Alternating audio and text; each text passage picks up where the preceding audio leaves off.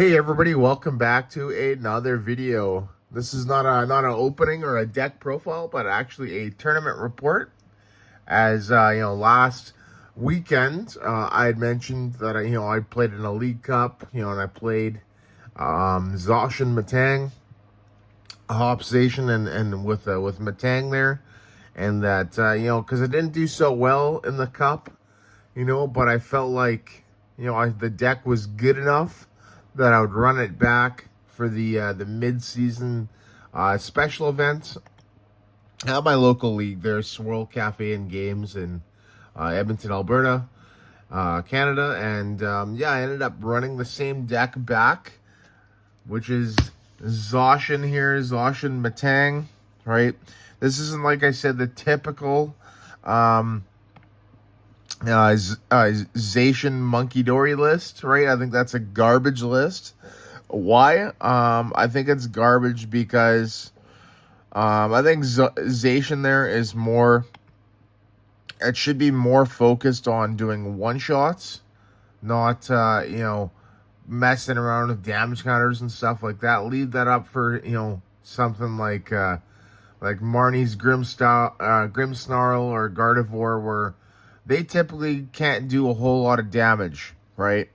Zacian here with that Brave Slash, just as at the base, it does 240, right? So not many Pokemon even in the game right now are even hitting 240. But when you're adding the Snorlax, when you're adding Postwick, when you're adding Hop's Choice Band, right?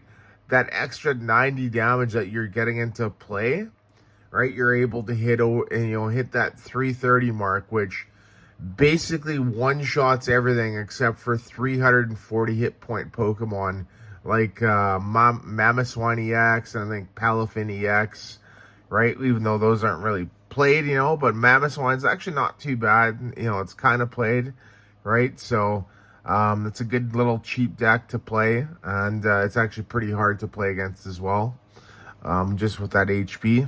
But you're basically capable of one-shotting, like I said, Dragapult, Gardevoir,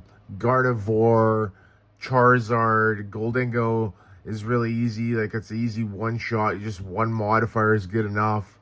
What else is there? I don't know. Like, everything in Joltik box. Raging Bolt is even easy. Like, yeah, they have Bravery Charm, but I'm like, okay, I just need two modifiers, right? And then that you're only 290 HP, and I hit for 300, right? So that's why I like to play this. But yeah, I ended up getting top four, getting fourth with a 2-1 ratio. It was five. It's supposed to be 5 rounds, 22 players, but unfortunately, we ended up only going 3 rounds instead, just because the organizer, his laptop had died, right, and he didn't have his charger on him. So, yeah, unfortunate. So he had to call it at after round 3. It's all right, it kind of is what it is, type of thing, right? But I was pretty happy. I felt pretty confident in the deck. I felt pretty confident that I could do well with it. And so these are the Pokemon here. Nothing too crazy, right? Obviously Zacian is like your main attacker, but you obviously have that Mew in there as well, and the big boy himself, Snorlax. Snorlax is actually pretty crazy, right? Being able to hit 230. Like, 230 knocks out a lot of things right now. It knocks out Terapagos, right? Which is another one that, if a Terapagos has a Bravery Charm on it, right? You're easily smoke that with Zacian. But a Snorlax just hitting a base Terapagos with all 3 modifiers is just like, because it counts itself. You have Postwick, and then you have the band as well, right? And only for 2 energy in a band with Postwick and itself, 230, that's insane. So and this is on a like a single prize basic Pokemon. So yeah, he's really good. But yeah, that's basically the deck here. Use Metang, load up energies onto Zacian there, right? You typically want to try and be able to, knock out something big, right? And get them into a position where they can't really, respond KO, right? And so then you'll have to do something like if you got a second one in play, a second Zacian, right? Then you can do, you can just switch, like retreat to that one, attack with that one. Or if you do something like a Jet Energy onto Mew to bring it up active, and then this, because the Zacian will go to the bench, it'll reset Brave Slash. Then you basically just retreat Mew, and then you just do it again, right? And that's why we played triple bosses orders. But yeah, Squawk there is really good too. I really like this card, especially in this, because it's basically turbo. And in all 3 games, I basically went for like that turn 1 Squawk. And I didn't really care what I discarded too. I think I discarded a Super Rod and a Research on one game. I think I discarded 3 Metals in another, just to be able to set up, right? And yeah, pretty cool. So that's the Pokemon. The trainer, the trainer cards. Supporters for Research, right? This is, like I said, your best draw. 3 boss, right? Obviously for that gusting, right? Take those big knockouts. 3 Iono. This is a really good one here. I actually ended up losing a game. Like the one game that I lost of the 3 rounds to end Zoroark, which, by the way, I think is a good matchup. I basically drew dead for a few turns, and I ended up having a discard. I ended up having to discard a couple Ionos due to, I think it was a Research or either an Ultra Ball for a Fez or a Mew. I can't remember which one it was. And I basically let him accumulate a huge hand size to the point where he was just drawing so many cards. And yeah, I basically just never got back into the game after that. Like, it was really close. I was 1 turn off.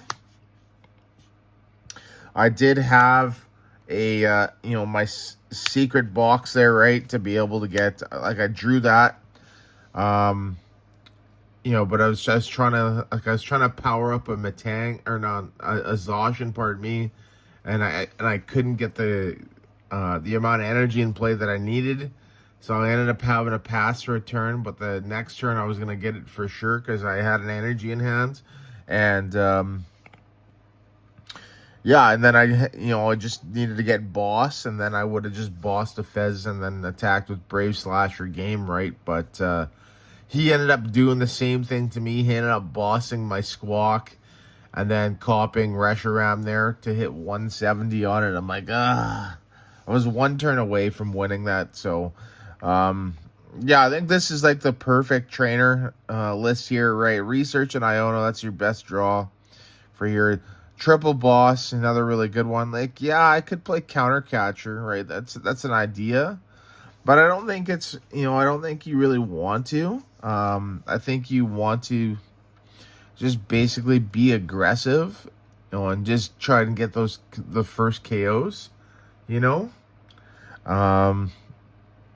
Yeah, and then the consistency card. So Ultra, that's what this is.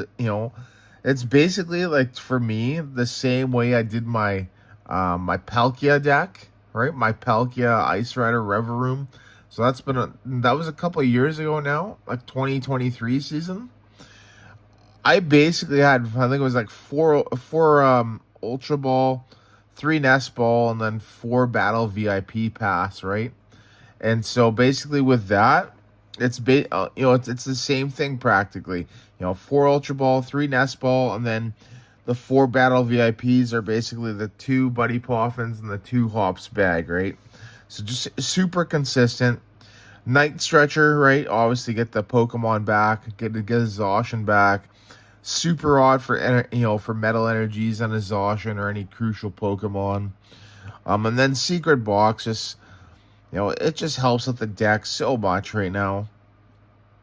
With the tools, and the stadium, right? And then obviously Nest Ball. Like if I don't have a Snorlax in play and I have a Secret Box, I can just basically grab Nest Ball, Postwick, and Choice Band, and then I have all my modifiers in one turn, right? That's how crazy it is.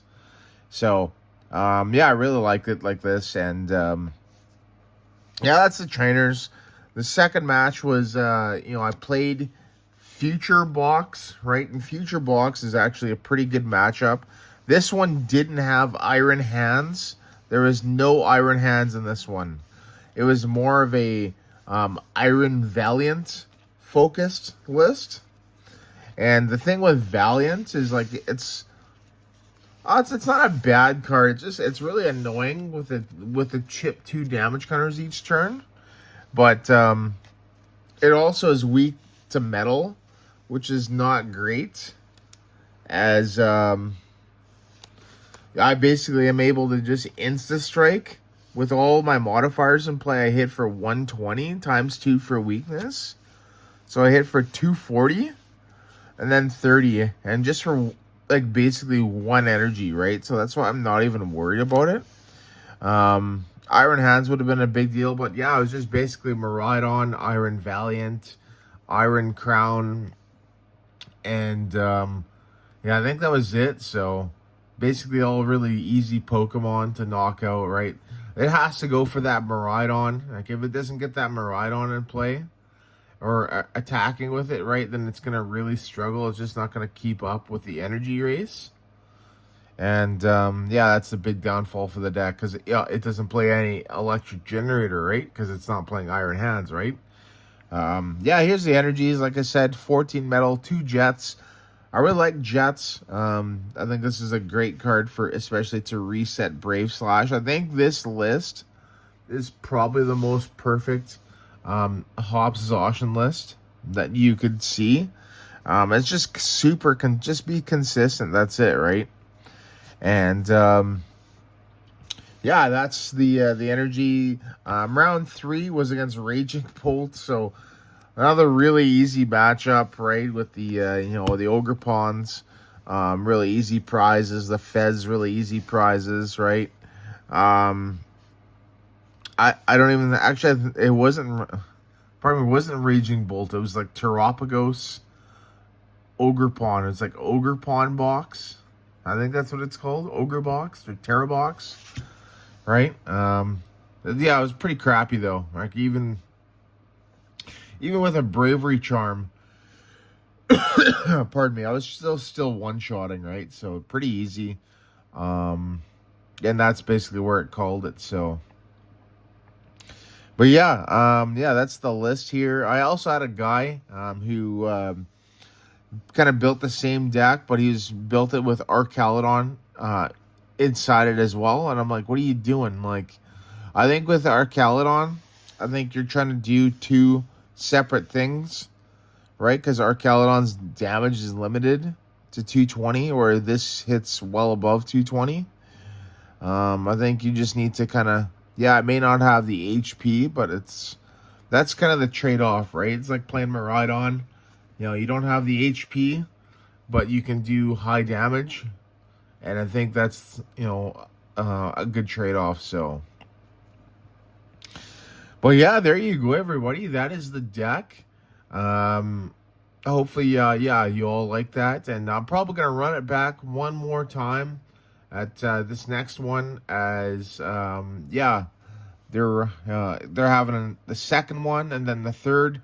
It's like 4 weeks. The third week is a video game one, and then the fourth week, I think, is a Destined Rivals one. I think Destined Rivals legal one. So I'm gonna try and get some games in with some Destined Rivals decks this weekend, and I'm still kind of working on something. So I'll probably drop the deck next week, next Friday. and go from there. So, yeah, but there you go, everybody. Thank you so much for watching. And once again, see you in the next video.